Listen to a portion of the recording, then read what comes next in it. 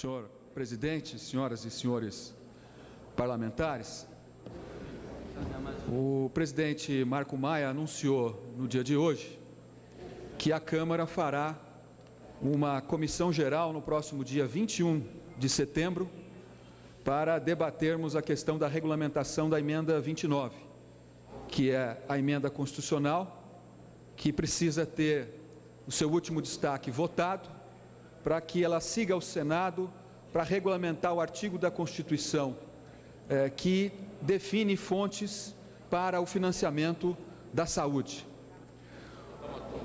A regulamentação da emenda 29, sem a criação de novos impostos, foi um compromisso assumido pela então candidata Dilma Rousseff no ano passado.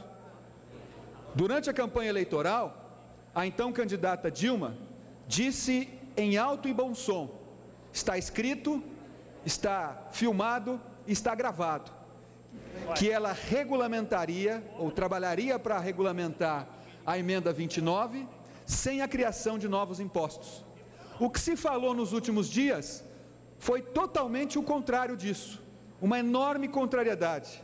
O governo, com enormes restrições de regulamentar ou permitir que a sua base de governo vote a emenda 29 e numa outra ponta, com extrema contrariedade, citando uma série de criações de novos impostos, ressuscitar a CPMF, taxar bebidas e cigarros, regulamentar o jogo no Brasil, enfim, um total desvirtuamento da questão.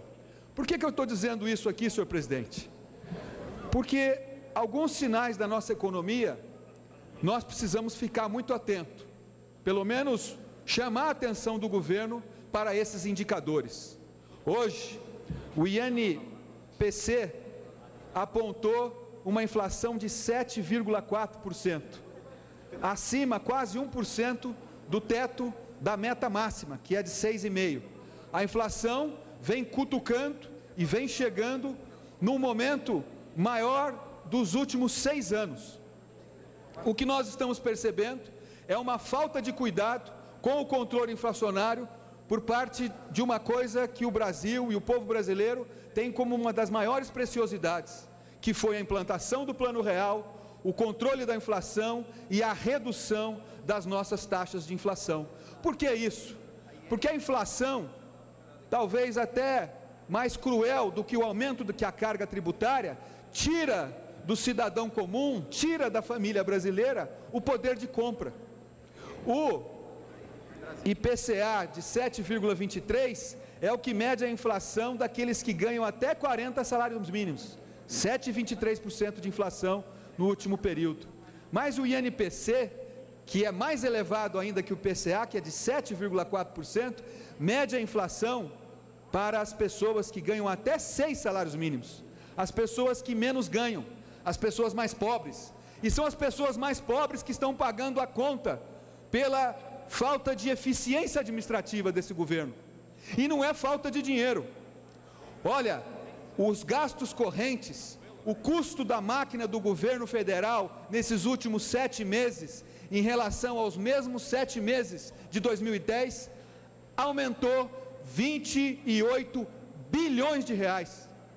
Vou repetir, o aumento do custo da máquina do governo nos primeiros meses, 7 meses do ano de 2011, aumentou 28 bilhões de reais.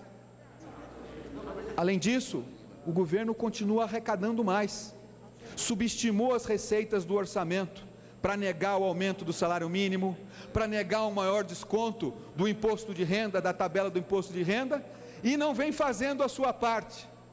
Se o governo tem uma das maiores cargas tributárias do mundo, tem também a maior taxa de juros do mundo.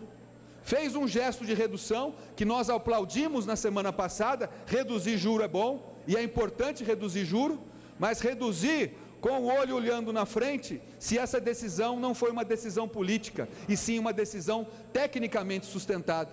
E nós estamos vendo que a inflação está aqui, cutucando a sociedade brasileira, de maneira perversa, e o governo arrecadando mais, mas infelizmente de uma maneira perdulária, com uma enorme gastança, e aí diz que não tem dinheiro para a saúde. Claro que tem dinheiro para a saúde. Só o IOF, o Imposto de Operações Financeiras, esse ano fecha dezembro com uma arrecadação de 32 bilhões de reais. Há 2 anos atrás foi 20. Como é que não tem dinheiro para a saúde? Tem dinheiro para a saúde se nós fôssemos capazes de ter um governo mais eficiente, menos corrupto, com menos irregularidades, com menos desvios de dinheiro público. Teríamos sim recursos para colocar mais na saúde, mais na educação, mais na segurança.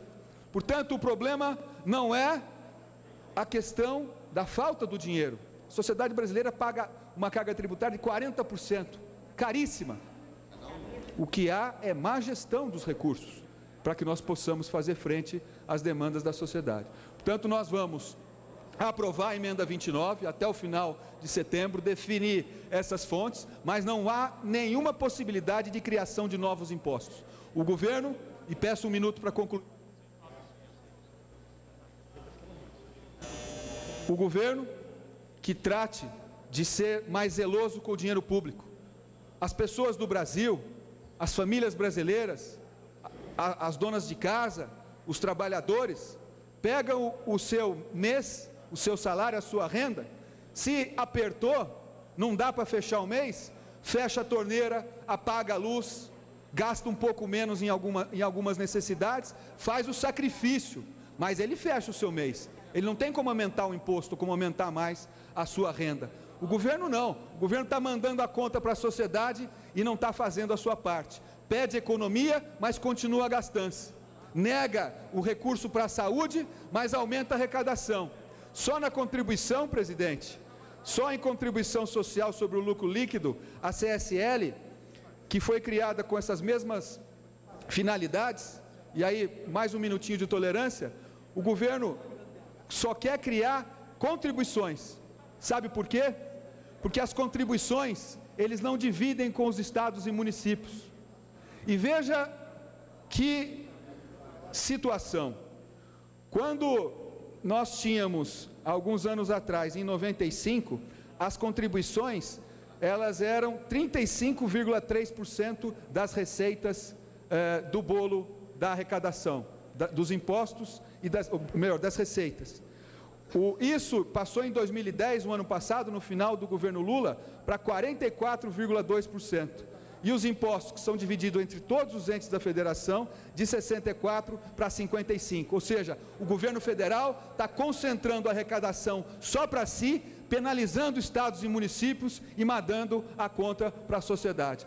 Portanto, essa é a discussão que tem que ser feita. Aumento da eficiência do gasto público para fazer frente às demandas sociais. Muito obrigado, presidente.